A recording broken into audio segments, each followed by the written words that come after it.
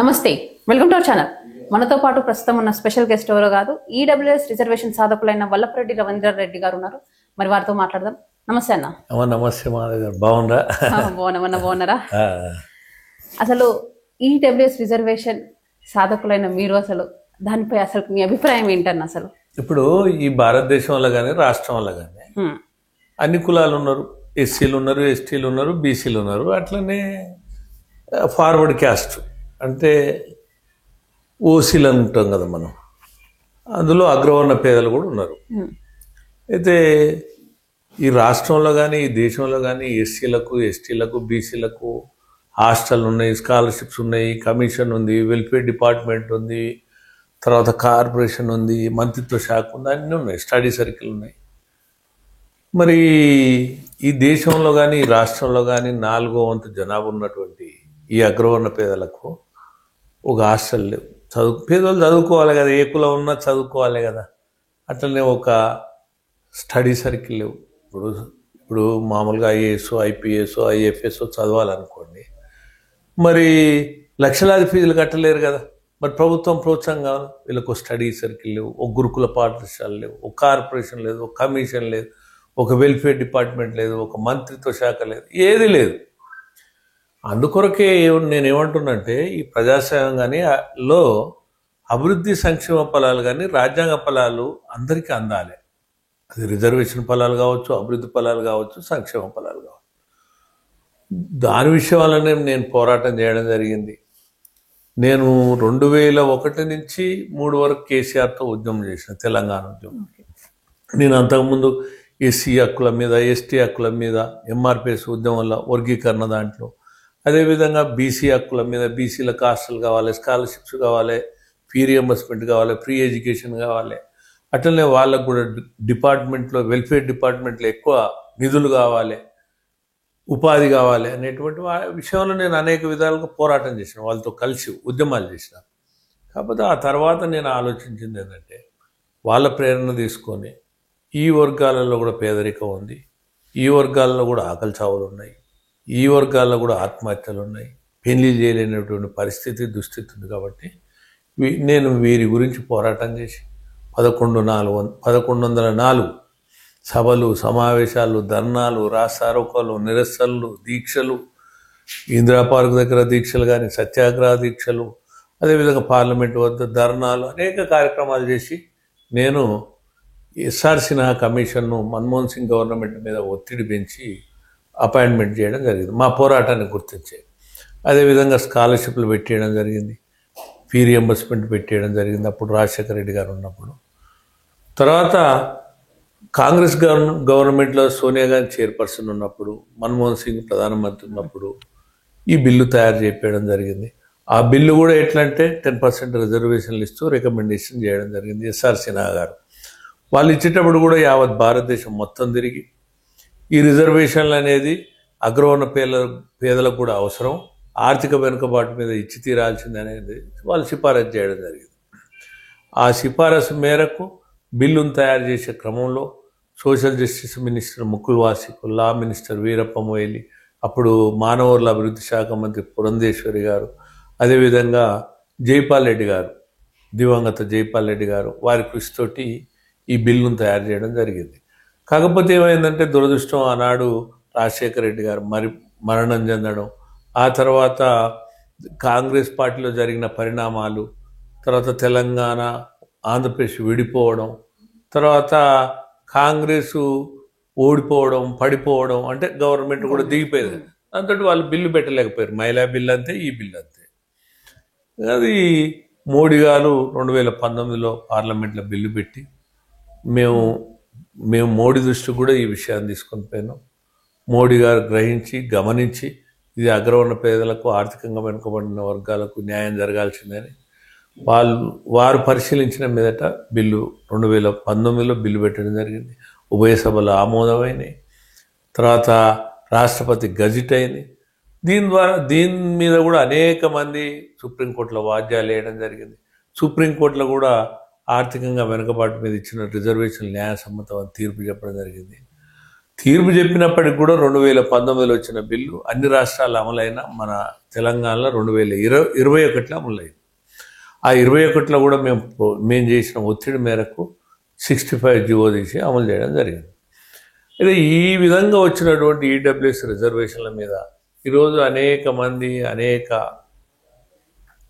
విధాలుగా విషాలు చిమ్ముతున్నారు, విషబీజాలు నాటుతున్నారు.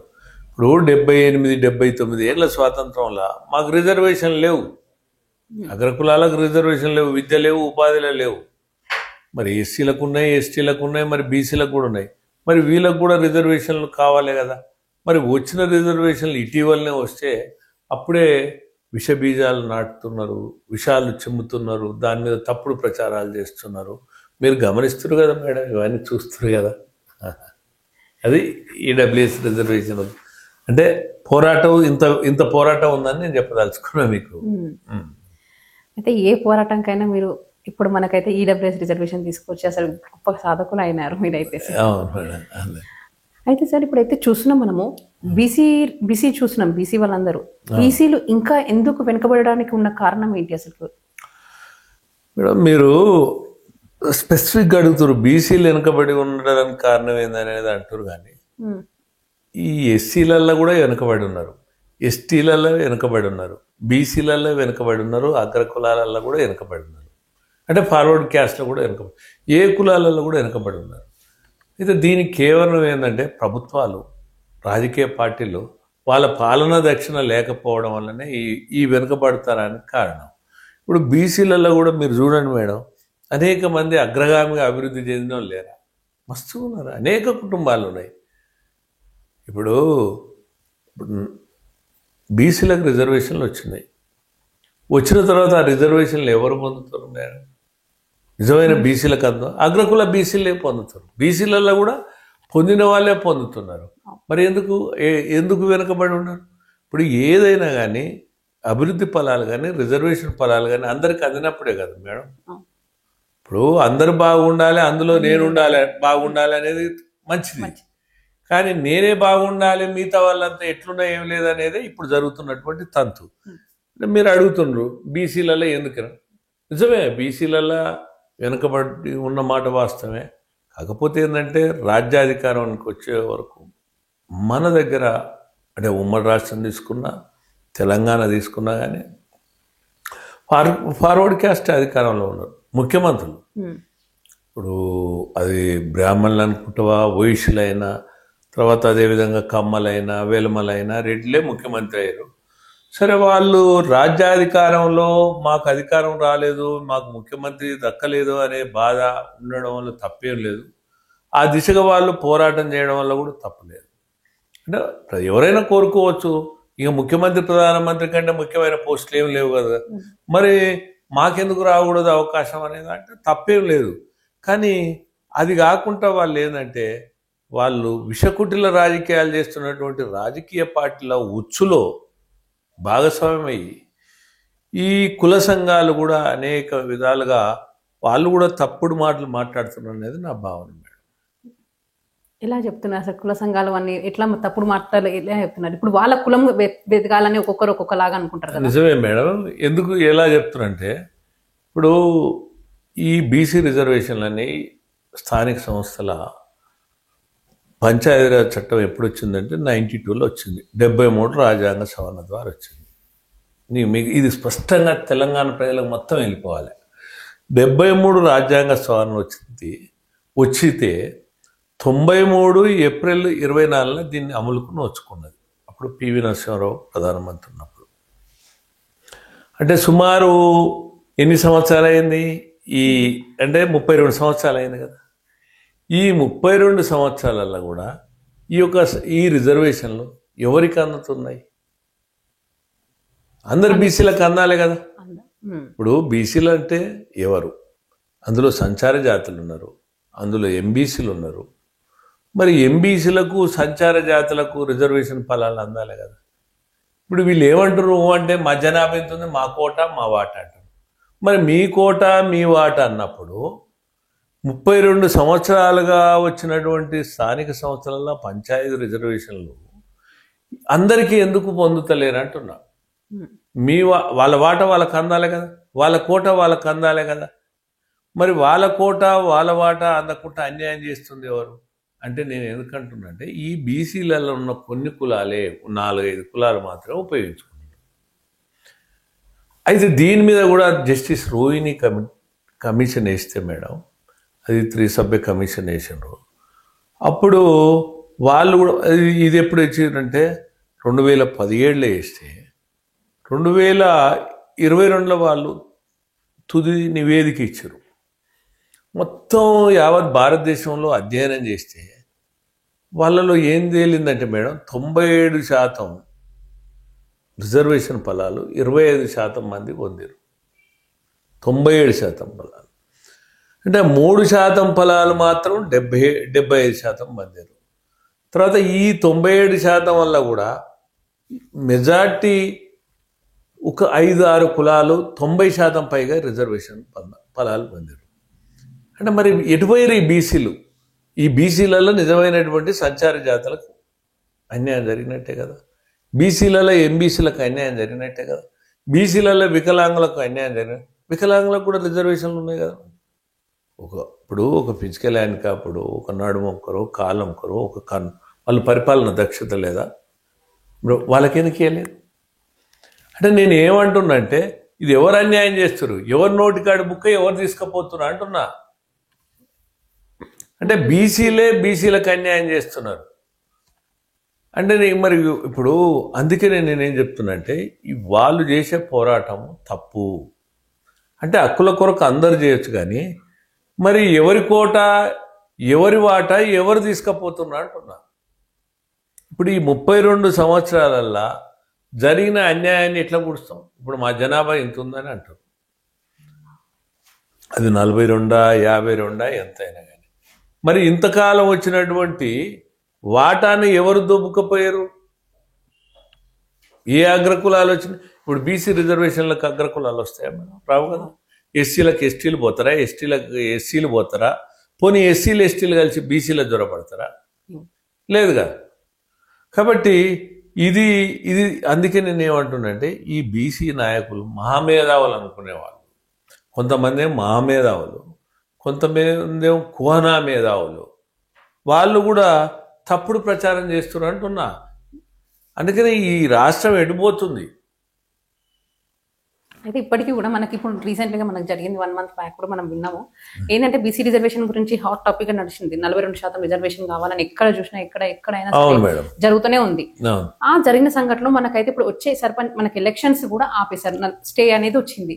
మరి దీని గురించి ఏంటి అసలు, దీని గురించి మీ అభిప్రాయం ఏంటన్న? అంటే మేడం అసలు ప్రభుత్వం ఎవరు బీసీలో తేల్చాలి కదా. ఇప్పుడు జనాభా 100% ఉంటుంది, 100% ఉంటే 100% రిజర్వేషన్లు ఉండవు కదా. ఇప్పుడు ఎస్సీ ఎస్టీల కంటే జనాభా ప్రకారంగా రిజర్వేషన్లు ఇచ్చారు, మరి బీసీలకు అట్లా ఇవ్వలేదు కదా. అంటే బీసీలు వేరు మేడం, బీసీలో వెనుకబడిన తరగతులు వేరు. ఈ వెనుకబడిన తరగతులు అనేది తేల్చకుండా రిజర్వేషన్లు ఎట్లా అమలు చేస్తారు? అసలు వెనుకబడిన తరగతులకు ఎవరెవరు వస్తారు? అసలు ఎంపారికల్ డాటా చేసారా? ఎంపారికల్ డాటాల త్రిబుల్ టెస్ట్లో ఎవరెవరు పాస్ అయ్యారు? అసలు శాస్త్రీయంగా డెడికేషన్ కమిషన్ అధ్యయనం చేసిందా?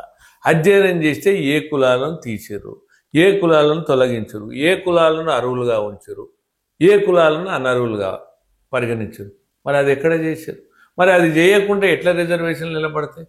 అసలు ప్రతి 10 సంవత్సరాలకు ఒకసారి రాష్ట్ర ప్రభుత్వాలు జీవోలు తెస్తాయి, ఇది రిజర్వేషన్లు పెంపును కొనసాగిస్తున్నాం. మరి పెంపును ఎవరికి కొనసాగిస్తున్నాం? లేదా రిజర్వేషన్లను యథావిధిగా కొనసాగిస్తున్నాం. మరి యథావిధిగా ఎవరి కొరకు కొనసాగిస్తున్నాం? అది కొనసాగించే రిజర్వేషన్లు ఎవరు అర్హులు అనేది తేల్చినప్పుడే కదా. అది తేల్చకుండా ఓట్ల కొరకు ఓట్ల రాజకీయాలు చేస్తూ ఈ విధంగా ప్రభుత్వాలు ఏది వాళ్ళ మైలేజ్ కొరకు వాళ్ళు చేస్తుంటే వాటిల్లో కొన్ని కుల సంఘాలు కూడా చేరి ఈ చెక్క భజన చేస్తూ కొంగ జపాలు చేస్తూ దొంగ నాటకాలు ఆడుతున్నాయి. ఇప్పుడు ఎట్లా 42% ఏంది, 52% కూడా ఉండొచ్చు. మరి 52% వచ్చినా 42 వచ్చినా అసలు ఎట్లా వచ్చారు అనేది తేల్చాలి కదా మేడం. ఇప్పుడు కులాల ప్రకారంగా అంబేద్కర్ రాజ్యాంగం వల్ల వెనకబడిన తరగతులకు రిజర్వేషన్లు అన్నాడు కానీ కులాలకు అనలేదు మేడం.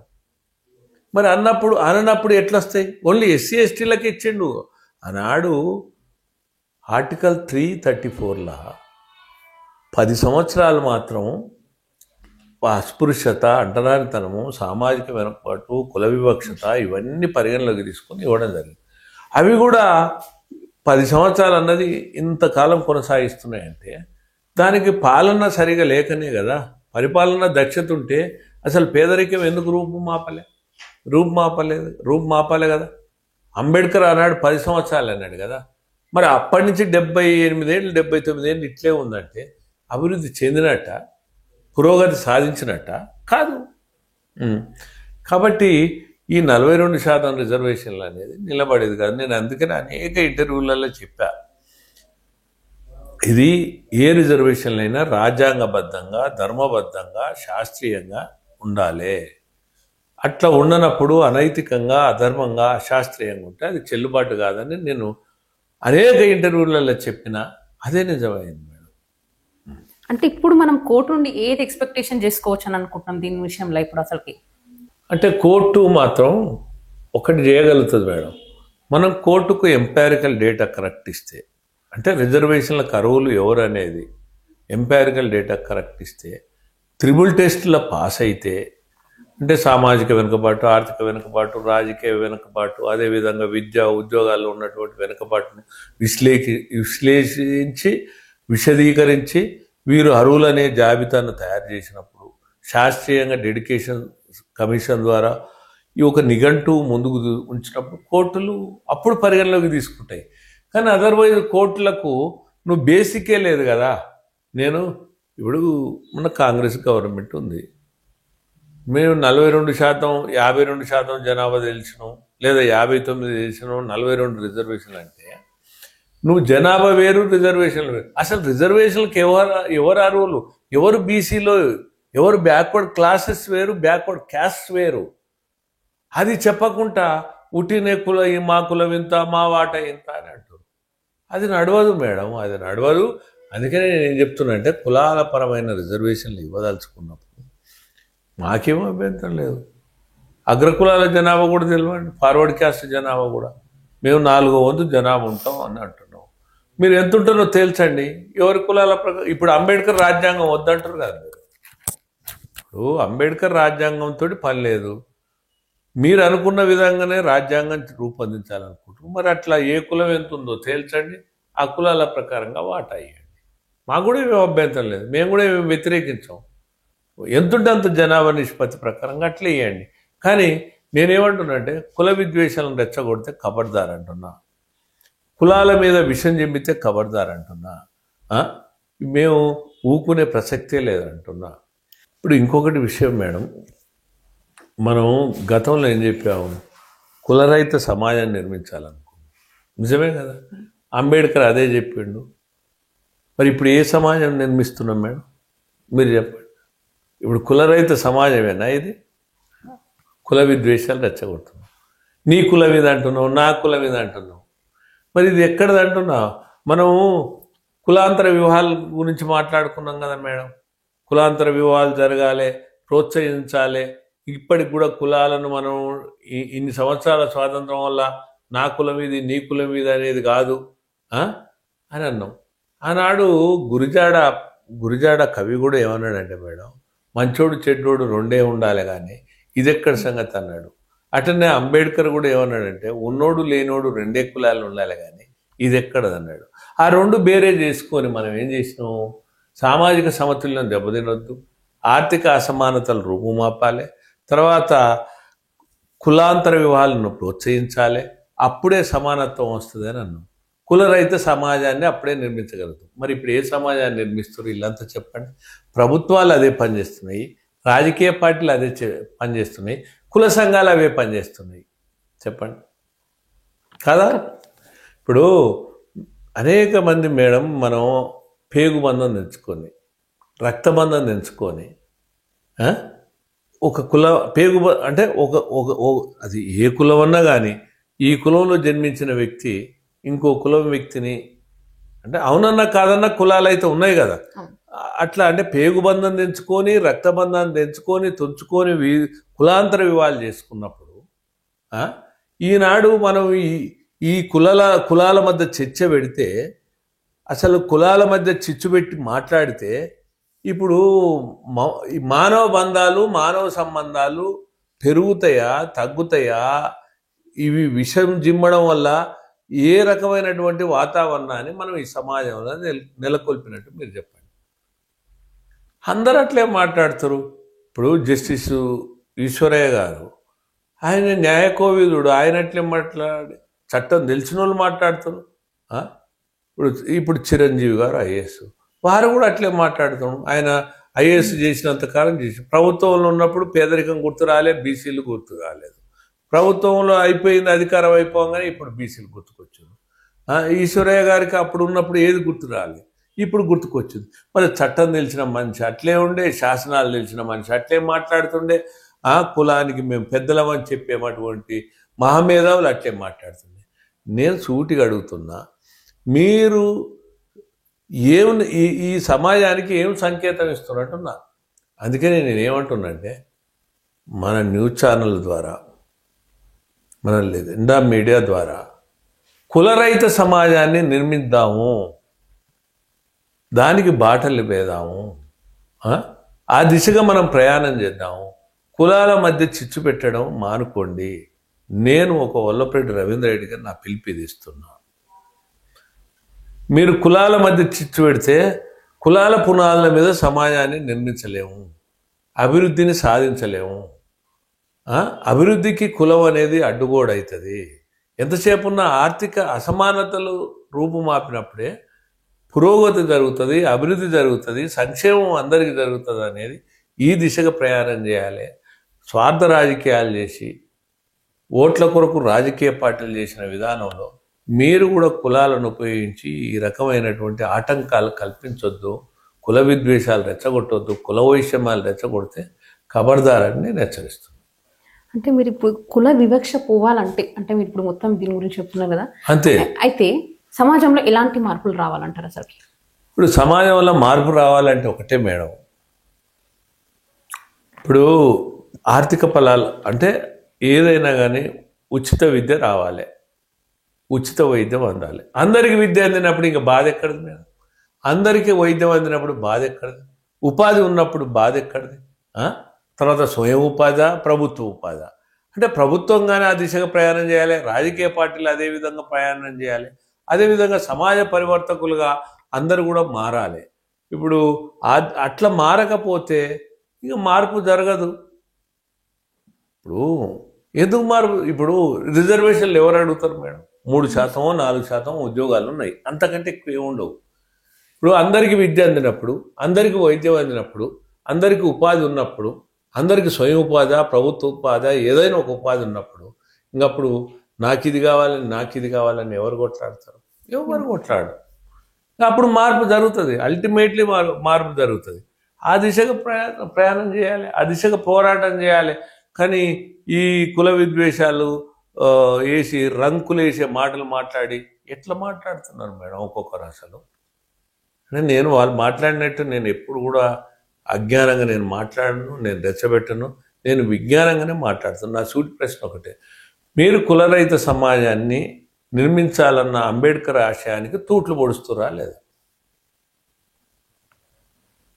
పొడుస్తురు. ఇప్పుడు ఉన్నోడు లేనోడు రెండే కులాలు కావాలి, ఆ దిశగా ప్రయాణం చేయమని అంటున్నాను నేను. అయితే కొంత మాకు బయట సమాచారం ఏమొస్తుంది అని అంటే, చెప్పండి మేడం, మీరు బీసీలకు వ్యతిరేకమని కొన్ని ప్రచారం జరుగుతుంది, అది ఎంతవరకు నిజమంటారన్న? చూడమ్మా, నేను 2001 కంటే ముందర బీసీలకు హక్కులు, హాస్టళ్ళు, స్కాలర్షిప్లు కావాలని కొట్లాడిన వ్యక్తిని. నేను గ్రామాల నుంచి బీసీలను తీసుకొచ్చి కొన్ని ప్రభుత్వ వసతి గృహాలలో కానీ కాలేజీలలో చేర్చిన వ్యక్తిని. నేను వాళ్ళకు వండి పెట్టి నా రూములు ఉంచుకొని వాళ్ళ కొరకు పోరాడిన వ్యక్తిని. ఇంతెందుకమ్మా, బీసీ ఉద్యమకారుడు ఇప్పుడు ఆర్ కృష్ణయ్య గారు ఉన్నాడు, వాడిని అడిగితే తెలుస్తుంది కదా. నేను బీసీ ఉద్యమంలో ప్రత్యక్షంగా భాగస్వామ్యమైంది. నేను వ్యతిరేకం కాదు, కాకపోతే నేను ఎవరికి వ్యతిరేకం అంటే అబద్ధాలు చెప్పి విష ప్రచారాలు చేసి విష బీజాలు నాటే వారికి నేను మాత్రమే వ్యతిరేకం. వాస్తవాలు గ్రహించమంటున్నా. నిజంగా ఎవరికి రిజర్వేషన్ కావాలన్నా వాళ్ళకి అందాలంటున్నా. బీసీలలో కూడా బీసీ బీదలకు అందాలంటున్నా, బీసీ సంచార జాతులకు అందాలంటున్నా, బీసీ యొక్క బీసీలో ఉండేటువంటి ఎంబీసీలకు రిజర్వేషన్లు అందాలంటున్నా, అదేవిధంగా వికలాంగులకు అందాలంటున్నా. ఎట్లా వ్యతిరేకం అయితే చెప్పు. ఇప్పుడు సోకాళ్ళు పెద్దలు ఇప్పటి వరకు మాట్లాడేవాళ్ళు ఎవరన్నా ఎంబీసీల గురించి మాట్లాడుతున్నా, సంచార జాతుల గురించి మాట్లాడుతున్నా, వికలాంగుల గురించి మాట్లాడుతున్నా, మరి వాళ్ళు వ్యతిరేకమా నేను వ్యతిరేకమా? ఇప్పుడు అందరి హక్కుల కొరకు మాట్లాడేవారు వాళ్ళు వ్యతిరేకమా నేను వ్యతిరేకం? వాళ్ళు కేవలం కులాలు కులాలు కుల అంటారు, కానీ ఆ కులంలో ఎవరికి అరువులో వాళ్ళకి కావాలి. చూడమ్మా, ఎమ్మెల్యే అయినోడే ఎమ్మెల్యే కావాలన్నా, ఎంపీ అయినోడే ఎంపీ కావాలన్నా, అందరు కావాలి కదా అవకాశాలు. ఏ కులం వల్లనైనా. ఇప్పుడు అగ్రవర్ణాలల్లా ఇక అందరూ ఉన్నోళ్ళే అయినరా, లేకపోతే అందరినీ అందలం ఎక్కిస్తున్నారా? దీంట్లో కూడా 90% మంది అవకాశాలు దక్కక అగమ్య గోచరంగా ఉన్న కుటుంబాలు ఉన్నాయి ఈ కులంలో కూడా. మరి అటువంటిప్పుడు కొంతమందిని దృష్టిలో పెట్టుకొని ఈ కుల విద్వేషాలు రగల్చడం కరెక్ట్ కాదు. మేము వ్యతిరేకం కాదు, అసలు బీసీలలో ఉన్న వాళ్ళే బీసీలకు అన్యాయం చేస్తారు. నేను మొదటి నుంచి నా వాదన అది. దానికి నేను ఉదాహరణగా చెప్పిన నేను ఏదైతే స్థానిక సంస్థల రిజర్వేషన్లు ఉన్నాయో ఆ రిజర్వేషన్లు కొంతమందికి అందినాయి. ఇప్పుడు 32 సంవత్సరాలు అయినాయి. ఈ 32 సంవత్సరాలలో కూడా వాళ్ళ కోటా వాళ్ళ వాటా ఎంబీసీలకు దక్కలేదు, సంచార జాతులకు దక్కలేదు, వికలాంగులకు దక్కలేదు. అప్పుడు ఉన్న దాంట్లోనే దక్కనప్పుడు మీరు వీళ్ళకి న్యాయం చేస్తారంటే ఎవరు నమ్మాలి, ఎట్లా నమ్మాలి? అయితే ఇప్పుడు మీరు అంటారు ఎంబీసీలకు న్యాయం జరుగుతుందని. ఎవరమ్మా వాళ్ళ ఫలాలను అందుకొని పోయేది అందులో ఉన్న 4-5 కులాలు మాత్రమే. అందుకనే ప్రభుత్వాలు అసలు ఎవరికి రిజర్వేషన్లు కావాలనో ఎవరికి వద్దు అనేది తేల్స్తలేరు కదా. అసలు ఎంపారికల్ డాటాలు అందుకనే కదా రిజర్వేషన్లు అర్హులు ఎవరు వాళ్ళ జాబితా తయారు చేసి వాళ్ళకి ఏమంటున్నాం. వ్యతిరేకించడం కాదు మేము రిజర్వేషన్లకు, అది కూడా స్పష్టంగా తెలియాలి ఈ సమాజానికి. మేము రిజర్వేషన్లను వ్యతిరేకిస్తలేము, రిజర్వేషన్లు అర్హులకే అందాలను. నేను అందుకనే ఇటీవల కాలంలో కాపులు అనర్హులు రిజర్వేషన్లు వాళ్ళ జాబితా నుంచి తొలగించాలని నేను అనేక ఇంటర్వ్యూలలో చెప్పిన నేను. ఎందుకంటే కాపులకు సామాజిక వెనుకబాటు లేదు, కుల వివక్షత లేదు, కాపులు రెడ్లు ఇద్దరు ఒకటే. రెడ్లు వేరు కాదు, కాపులు వేరు కాదు. వాళ్ళ మీద నేను కోపంతో చెప్పడం కాదు. వీళ్ళు అంత కాపులు రెడ్లు సహోదరులమ్మా. ఒక ఊళ్ళో పటేలు ఉంటే ఒక ఊళ్ళో పట్వారు ఉన్నాడు, ఒక ఊళ్ళో మాల్ పటేలు ఉన్నాడు. వాళ్ళు వ్యవసాయం చేసుకునేది, వీళ్ళు వ్యవసాయం చేసుకునేది. వాణిజ్యవేత్తలు, పారిశ్రామికవేత్తలు, వ్యాపారవేత్తలు కాపులాలు ఉన్నారు. వాళ్ళ కుల వృత్తి లేదు. కాబట్టి అందుకనే ఇటువంటి కులాలను తీసేసి బీసీలకు న్యాయం చేయమంటున్నా. మరి నిజమైన బీసీలకు న్యాయం చేయ ఇంక ఎట్లా వ్యతిరేకించినట్టు? బీసీలు అసలు బీసీలకు ద్రోహం చేస్తున్నట్టున్నా. అందులో చొరబడి అర్హులు కాని వాళ్ళు చొరబడి ద్రోహం చేస్తున్నారు. దాని గురించి మాట్లాడతలేరు ఎవరు. ఈ సోకాళ్ళు బీసీ సంఘాలు కానీ, ఈ మహామేధావులు కానీ, ఈ రాజకీయ పార్టీలు ఎట్లా ఓట్ల కొరకు వాళ్ళు కొంగ చెప్పాలి చేస్తారు. ఇంక మేమెట్లా వ్యతిరేకించినట్టు? అంటే మేము కులరహిత సమాజం నిర్మిద్దామంటున్నాం. నిర్మిద్దామంటే మేము చెప్పేది వాస్తవికత ఉంది, నైతికత ఉంది, వాస్తవికత ఉంది. మీరు నైతికత లేదు, వాస్తవికత లేదు. మీరు భ్రమలు కల్పిస్తున్నారు. మేమెందుకు భ్రమలు కల్పిస్తున్నాం? నేను అన్ని ఉదాహరణలు చెప్పిన, చట్టం చెప్పిన, సమాజం చెప్పిన. ఇక పైనంగా ఈడబ్ల్యూఎస్ మీద విషయం చెబుతున్నారు. ఆ విషయం చెబితే కూడా ఊకునేది లేదు. శాసనం అయింది, పార్లమెంట్లో ఆమోదమైంది, సుప్రీంకోర్టు తుది తీర్పు ఇచ్చారు. మీరు అట్లనే అన్ని విధాలుగా బీసీ రిజర్వేషన్లు కూడా అర్హులుగా తేల్చి అట్లా చట్టం అయితే మేము వద్దంటామా? పార్లమెంట్లో చట్టం చేసి వద్దంటామా? 9th షెడ్యూల్లో చేస్తే వద్దంటామా? 9th షెడ్యూల్లో కూడా 9th షెడ్యూల్లో చేర్చినంత మాత్రాన కూడా కరెక్ట్ కాదు. కానీ నిఘంటువు చేర్చి నువ్వు 9th షెడ్యూల్లో చేర్చు. ఎవరు బీసీలో తేల్చు. వెనుకబడిన తరగతులు వేరు, కులాలు వేరు. నేను మొదటి నుంచి చెప్తున్నా. అది చెప్పకుండా తప్పుడు ప్రచారం, విష ప్రచారం చేసి ఒక విష బీజాలు నాటుతున్నట్టున్నా. ఆ విష బీజాలు నాటితే సామాజిక సమతుల్యం దెబ్బతింటుంది, రాష్ట్ర ప్రగతి దెబ్బతింటుంది, గ్రామ ప్రగతి దెబ్బతింటుంది, కుల వైషమ్యాలు పెరుగుతాయి. అది నేను చెప్పదలుచుకున్నాను.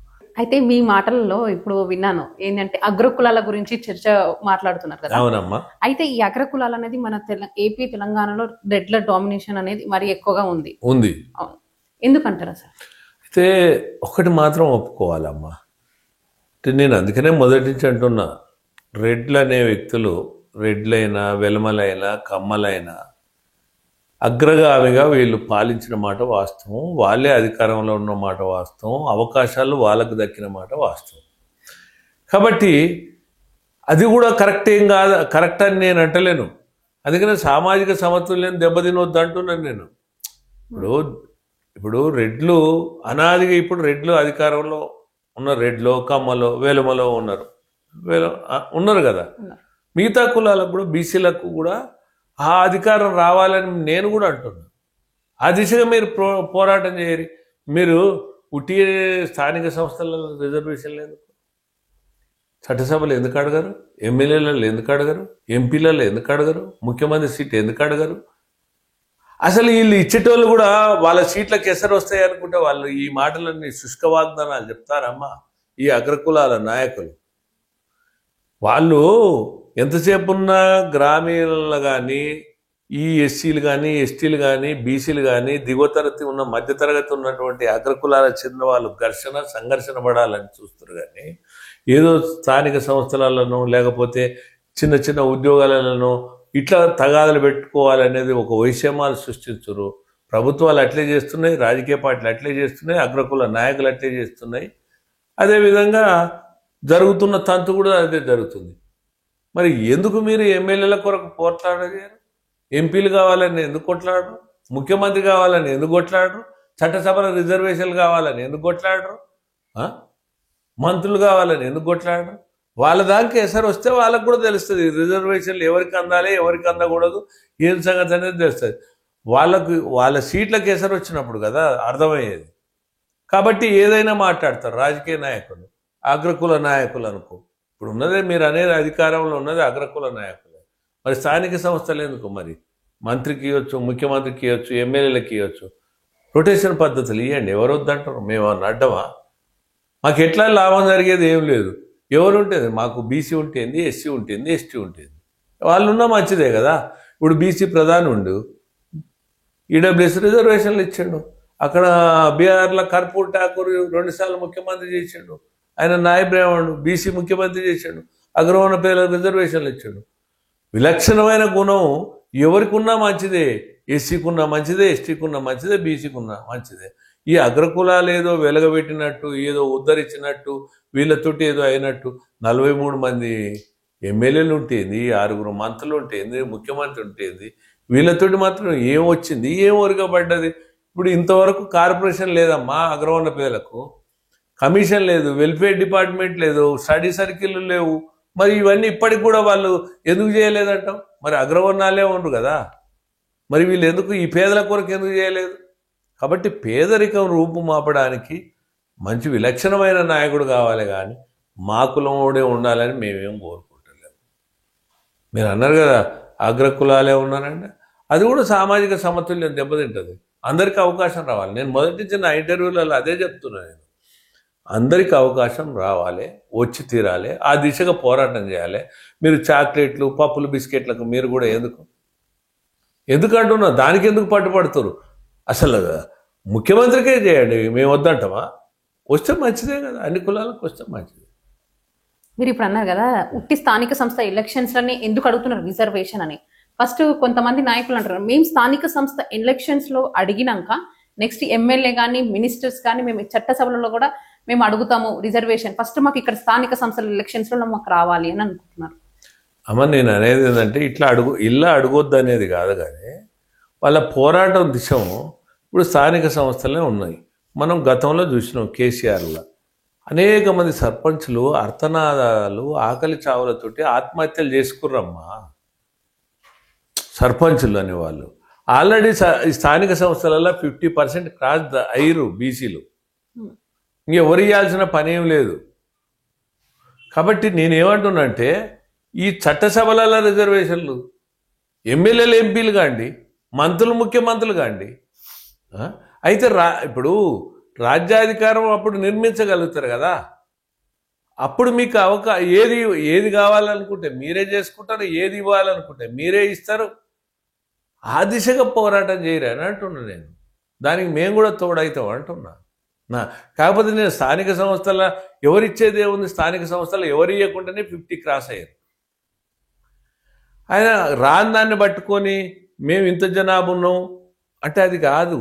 మా కోటా ఇంత, మా వాటా ఇంత అంటే మాకు మీకు కోటా ఇచ్చిన నష్టం లేదు, మా వాటా ఇచ్చినా మాకు నష్టం లేదు. కానీ మమ్మల్ని అంటే మాత్రం ఊకోం. కులాలను నిందిస్తే ఊకోం, కులాల మీద అపనిందలు వేస్తే ఊకోం, కుల విద్వేషాలు రెచ్చగొడితే ఊకోం అంటున్నా నేను. హక్కుల కొరకు ఎవరైనా పోట్లాడవచ్చు, అవకాశాల కొరకు ఎవరైనా పోట్లాడవచ్చు. మీరు కూడా పోట్లాడండి, మేము కూడా మద్దతు ఇస్తాం. కానీ మమ్మల్ని ద్వేషిస్తే దూషిస్తే మాత్రం ఖబర్దార్ అంటున్నాం. అది మేము చెప్పదలుచుకున్నది. అయితే ఇప్పుడు బీసీలు పైకి రావాలంటే ఫస్ట్ వాళ్ళు బయటికి రావాలని కొంతమంది అంటున్నారు. అయితే బీసీలు బయటికి రావాలన్న వాళ్ళ ఐక్యత లేదంటారా, లేకపోతే ఐక్యత ఉండి కూడా రానివ్వడం లేదంటారా?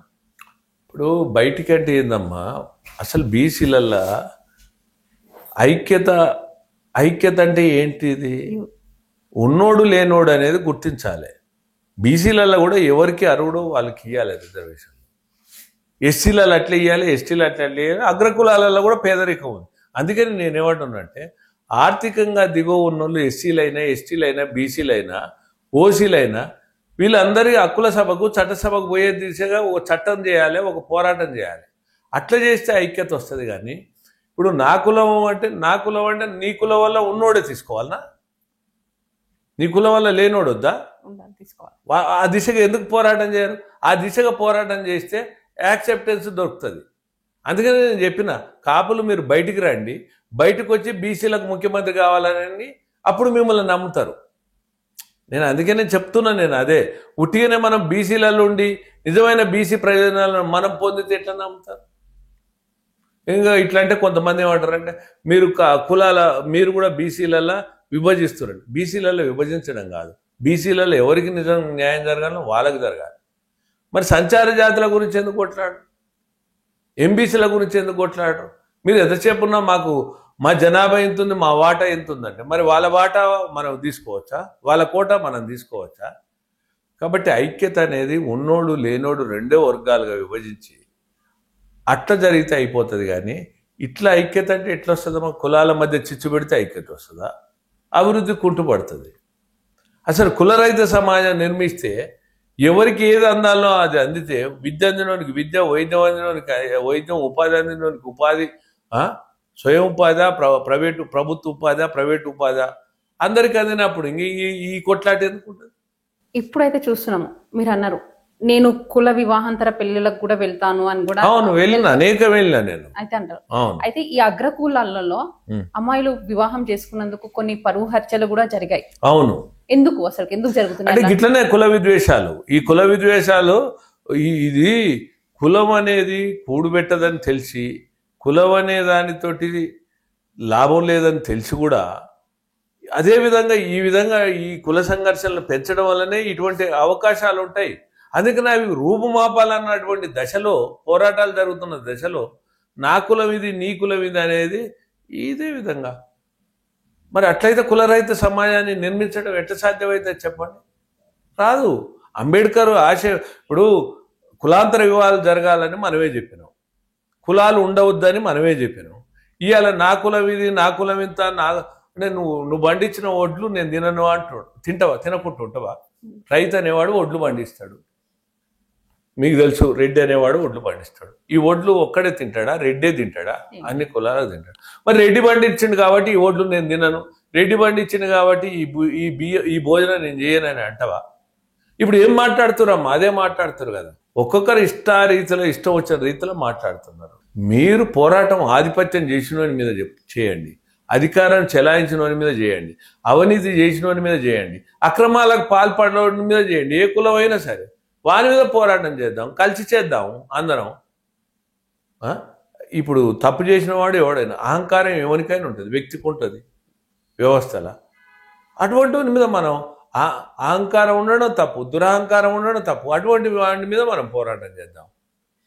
కానీ అందరినీ ఒకే గాడిలో కట్టడం ఎట్లా కరెక్ట్ అమ్మా?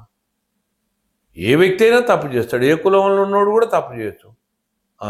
దానికి ఏమో అగ్రకులం అని ముసుగు తొడుగుతారు, అభివృద్ధికి దూరం ఉంచుతారు, అవకాశాలు అందకుండా చేస్తారు, ఓ కులాన్ని ఆపాదిస్తారు, విషబీజాలు నాడుతారు. ఏమన్నా కొమ్ములు ఉన్నాయా? ఏమున్నాయి? అవును పాలించారు, నిజమే. పాలించిన వాళ్ళని మనం ఎట్లా రాజ్యాధికారం రావాలో మీకు కావాలని కోరుకోవడం తప్పలేదు, తీసుకోవడం తప్పలేదు. ఆ దిశగా ప్రయాణం చేయాలి. కులాలను ఎందుకు నిందిస్తారు మీరు? మీరెందుకు ఓట్లేసారు? ఏకండి.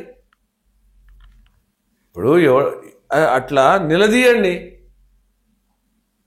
నిలదీసి మీరెందుకు కాకూడదు మీరే నిలబడండి. అందరిని మీరు భాగస్వామ్యం చేసుకోండి. తిడితే అధికారంలోకి వస్తామా? రావు. దూషిస్తే వస్తామా? రావు. నేనెట్లా కావాలి, నేనెందుకు కాకూడదు అని ఆ దిశగా పోరాటం చేయండి. అట్లా లేకుండా ఉట్టిగానే ఒట్టి మాటలు మాట్లాడడం, విషబీజాలు నాటడం కరెక్ట్ కాదు. ఈడబ్ల్యూఎస్కి వచ్చినంత మద్దతు మరి బీసీ రిజర్వేషన్కి ఎందుకు రావడం లేదంటారు అసలుకి? అమ్మ, ఈడబ్ల్యూఎస్ రిజర్వేషన్లకు కూడా ఆనాడు నేను చేసిన పోరాటం వల్ల నేను అనేక ఇంటర్వ్యూలో చెప్పిన ఎస్సీలు, ఎస్టీలు, దళిత సంఘాలు, బీసీ సంఘాలు అన్ని మద్దతు ఇచ్చినాయి. అదేవిధంగా గద్దరు కూడా అగ్రవర్ణ పేదలకు ఈడబ్ల్యూఎస్ రిజర్వేషన్ల కొరకు గజ్జగడుతున్నాడు.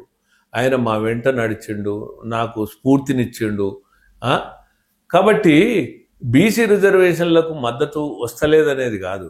బీసీ రిజర్వేషన్లు అనే దాన్ని వక్ర భాష అని చెప్తారు. అసలు రిజర్వేషన్లకు బీసీలు అంటే ఎవరు అనేది తేల్స్తలేరమ్మా. వెనుకబడిన తరగతులు, బ్యాక్వర్డ్ క్లాసెస్, అది తేల్చాలి కదా. అది తేలిస్తే దాంట్లో ఉన్న నిష్పత్తి తేలితే, దాంట్లో ఉన్న అర్హుల జాబితా తేలిస్తే అప్పుడు ప్రభుత్వమే ఇస్తుంది. ఇవన్నీ మనం ఏదో మసిపూసి మారేడికాయ చేసే మాటలు మాట్లాడి మా జనాభా ఎంతుంది, మా జనాభా ఎంతుంది, మా కోట మా వాట అంటే రాదమ్మా. అది శాస్త్రీయంగా ఉండాలి, ధర్మబద్ధంగా ఉండాలి, న్యాయబద్ధంగా ఉండాలి, చట్టంకు చెల్లుబాటు అయ్యేది ఉండాలి. కానీ అప్పుడు చెల్లుబాటు అయ్యేది ఉండేటువంటిది చేస్తే అప్పుడు వస్తుంది. నువ్వు అనర్హులను మొత్తం బీసీ జాబితాలు ఉంచి రిజర్వేషన్లు మా జనాభా అవుతుందంటే ఎట్లా ఎట్లా ఎట్లా చెల్లుబాటు అయింది? నువ్వు పేదోళ్ళను తేల్చి ఇగో మా దాంట్లో అర్హులు ఈ జాబితా ఉందంటే అది.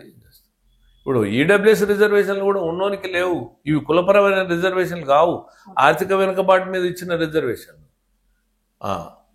అంబేద్కర్ కూడా కులపాల రిజర్వేషన్లు ఒక ఎస్సీ ఎస్టీలకే ఇచ్చిండు, బీసీలకు కూడా వెనుకబడిన తరగతులు ఇచ్చిండు. సరే, దీన్ని దృష్టిలో పెట్టుకొని ప్రభుత్వాలు కూడా ఈ చట్టాన్ని అతిక్రమించిన వాళ్ళను, కుల విద్వేషాలను రెచ్చగొట్టే వారి మీద చర్యలు తీసుకోవాల్సినటువంటిది ప్రభుత్వానికి ఉంది. రాజకీయ పార్టీలు కూడా విషబీజాలు నాటుకుంటూ ఉండాల్సిన అవసరం ఉంది. అదేవిధంగా కుల సంఘాలు కూడా తమ యొక్క ఆలోచనను సృజనాత్మకంగా ఉంచాలి, సామాజిక పరివర్తన కొరకు ఉపయోగించాలి. కానీ ఈ విధంగా కుల విద్వేషాలు రెచ్చగొడితే కరెక్ట్ కాదని నేను చెప్తున్నాను. అయితే ఇప్పుడు మీరు ఎస్సీ ఎస్టీ గురించి మాట్లాడారు కదా, బట్ ఎస్సీ ఎస్టీలో కూడా మనకు ముందు చూసినాం అంటరానితనం అనేది ఉంటుంది. అవును. ఈ అంటరానితనం నిర్మూలించేందుకు మీ వంతు ఏం చేయాలనుకుంటున్నారు అసలు? అమ్మా, ఇది మంచి ప్రశ్న. నేను నా వంతుగా అంటరానితనం, అస్పృశ్యతకు నేను మొదటి నుంచి వ్యతిరేకమే. అది ఇప్పుడు లేదు, కానీ ఎక్కడో ఒకాడ అటువంటి పరిస్థితులు కూడా ఉన్నాయనేది కూడా కొన్ని సంఘటనలు మనకు తెలిసినాయి. కానీ ఈ సంఘటనలను మనం రూపుమాపాలి. కానీ అందుకనే నేను నా వాదన కూడా అదే, ఈ కుల విద్వేషాలను రెచ్చగొట్టొద్దు, మీరు కుల దూషణలతోటి మాట్లాడొద్దు, కులరహిత సమాజం నిర్మించాలన్నది అదే నా ఉద్దేశం. నేను మాట్లాడేది అదే, నేను ప్రాక్టికల్గా కూడా అదే.